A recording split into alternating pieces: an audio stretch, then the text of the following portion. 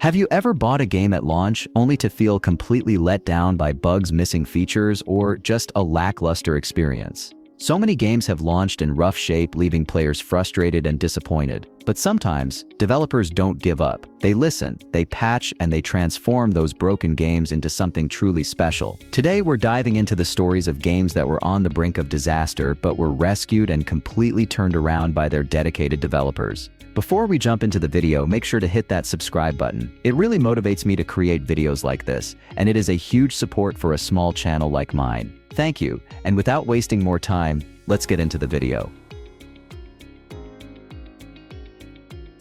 Stranding was a game that genuinely needed to evolve, not because it was flawed or incomplete at launch. In fact, I thoroughly enjoyed the original. Hideo Kojima, the mastermind behind it, famously coined the term Strand game to describe its unique blend of single-player gameplay with cooperative social elements. Players could subtly assist each other, and their actions would influence other players' game worlds even without direct interaction. You wouldn't see other players physically present, but you'd stumble upon all the helpful ramps and bridges they'd built for your journey. The director's cut is the essential update this game required. After the initial surge of players subsided, it was natural for fewer structures to appear in each area. This new version smartly rebalances the experience, making certain traversal methods more effective. It introduces new vehicles that significantly ease cargo transport, like a reverse trike with floating cargo containers, or even a giant cannon that can safely fire your deliveries across vast distances. Key methods of travel, such as the zipline, also received crucial updates. Previously, ziplines weren't compatible with floating cargo carriers, but that vital oversight has finally been rectified. Beyond gameplay adjustments, the graphics received a substantial overhaul, and the game gained a host of new story missions. These additions flesh out the plot beautifully and set up intriguing threads for the upcoming sequel, even including a very Metal Gear Solid-esque sneaking mission within a large warehouse environment. The new Mauser weapon makes encounters with human enemies far less frustrating, and a new melee takedown option truly lets you feel that close-quarters combat training comes in handy. While these updates don't completely transform the core game, they certainly make it feel like the version we were always meant to receive. And of course, a few new music tracks never hurt either. When Cyberpunk 2077 first launched, it was undeniably a rocky start. The initial release was quite buggy and felt unfinished, with performance varying wildly depending on the platform. Yet, against all odds, it transformed into one of the year's standout titles. The real turning point arrived about 3 years later with the 2.0 patch. This update was a complete overhaul, revamping combat, progression, skill systems, and even how weapons felt. It took what was a good but messy game and elevated it into a truly solid, great experience. CD Projekt Red made the right call by releasing this substantial patch before the Phantom Liberty expansion, delivering a product that finally matched the high quality of their previous masterpiece, The Witcher 3. While incremental updates and improvements had been rolling out for months and years prior, the 2.0 patch felt like the definitive moment, putting a bow on the entire redemption arc. It was a massive and substantial update, and the developers are still releasing improvements. For instance, the recent 2.2 patch introduced new character customization options, vehicle paint customization, and enhanced photo mode features. Cyberpunk 2077 and the dedicated team at CD Projekt Red truly kept plugging away, inching the game closer to what players had envisioned and the grand experience they initially pitched. While it might not be exactly the dark sci-fi adventure some of us dreamed of, it has undeniably become a really good game. As much as CD Projekt Red rightfully faced criticism for the game's original state, their continued dedication wasn't entirely surprising. After all, they famously took the original The Witcher game and tirelessly updated, enhanced, and fixed its issues until it became genuinely playable. If they were that committed to refining a janky game like the first Witcher, it was logical to assume they'd put in the effort for a highly anticipated first-person RPG with such immense hype. Getting here was certainly a painful journey for everyone involved, but ultimately, we view it as a significant net positive for the game and its players.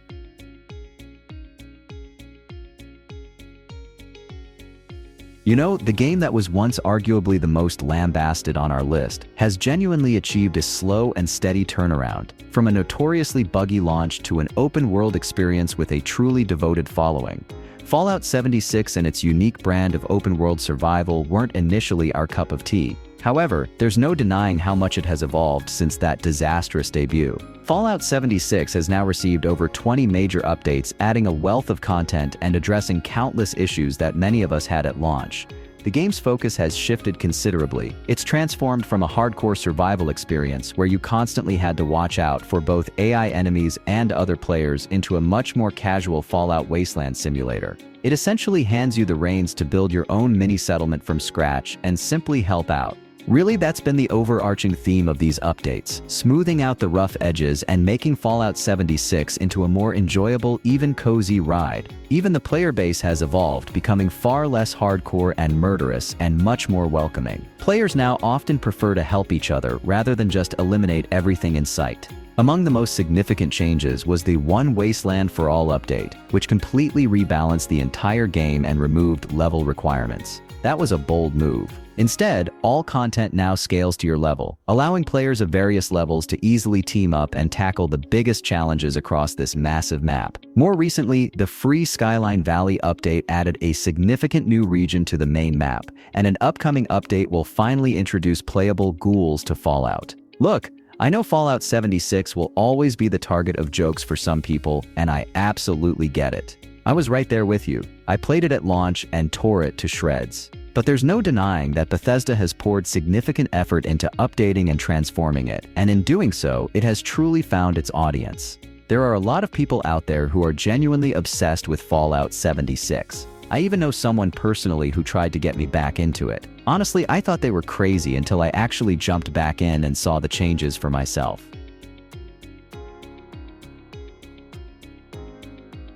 The Binding of Isaac is a game that absolutely needed to evolve, and for a very simple reason, its original engine just wasn't cutting it anymore. The Binding of Isaac Rebirth actually rebuilt the entire game from the ground up. This overhaul allowed for larger rooms, more enemies on screen, and a significantly smoother frame rate, all of which were crucial for the game's intense action. The original game was notoriously built on Adobe Flash, and its discontinuation back in 2020 posed a real problem for a game with ambitions for continued expansion. However, the move to a new engine proved to be for the best. It effectively modernized this beloved roguelike in ways we didn't even realize we needed at the time. Visually, it manages to look both familiar and fresh simultaneously, and it has consistently received updates over all these years. The patches truly never stopped coming. In fact, just a few weeks ago, the latest iteration, Binding of Isaac Repentance Plus, was released. This update brought even more endings, restored cut content, and addressed further balance issues, continuously refining the experience. The sheer volume of item changes since Rebirth's initial release has been remarkable. In a game where the effects of each item are often a mystery until you pick it up, these constant tweaks truly make every run feel like a fresh, different game. While Repentance Plus also introduces a plethora of new bosses, levels, monsters, and weapons to this wonderfully weird and gross roguelike, for many of us, the most impactful change is a small but mighty one. Keys are no longer required to enter the first shop in a run. That's a huge quality of life improvement for veteran players. Sometimes, even the most extensive post-launch support can't fully salvage a game with fundamental issues. Ghost Recon Breakpoint serves as a prime example, having undergone significant transformations since its initial widely criticized release. While I personally wasn't a fan at launch, all those subsequent changes never quite coalesced into a truly cohesive experience. Much like Cyberpunk 2077, Breakpoint received a complete overhaul, yet each modification seemed to pull the game in a slightly different, often peculiar direction. For instance, the original game's divisive gear score system was updated, even allowing players to completely disable it. However, given that the entire game's progression was somewhat built around this system, turning it off often made the gameplay feel a little disjointed. Then there were other additions, like the eventual ability to bring a squad of AI soldiers into combat. While AI teammates were a highlight in the previous installment, Ghost Recon Wildlands, their implementation in Breakpoint felt strangely compromised. You could order them to perform sync shots, but that was largely the extent of their utility. You could position them, but it often felt like trying to fit a square peg into a round hole. Ultimately, Breakpoint received numerous fixes and new features, but instead of genuinely improving the core game, they primarily changed it. these alterations arguably made it feel less cohesive and a bit messier. It became a different game and certainly a better one than its initial state, but sometimes different and better isn't quite good enough to overcome its foundational design choices. Regardless of my personal take, Ghost Recon Breakpoint did manage to find an audience. Some players genuinely enjoyed diving in, meticulously tweaking options, disabling the UI, cranking up the difficulty, and embracing its sandbox nature. Similar to Wildlands before it, it carved out its niche, albeit perhaps with a smaller dedicated following this time around. Still, it's definitely a game worth discussing when examining ambitious post-launch evolutions.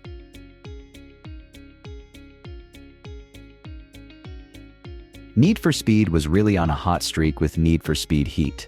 And then its follow-up, Unbound, certainly kept the good times rolling. Much like other games in the series, you're put behind the wheel in an open-world environment, diving into street races and challenging the cops to intense pursuits. But Unbound truly went the extra mile with a whole host of updates that significantly expanded the game beyond its initial release.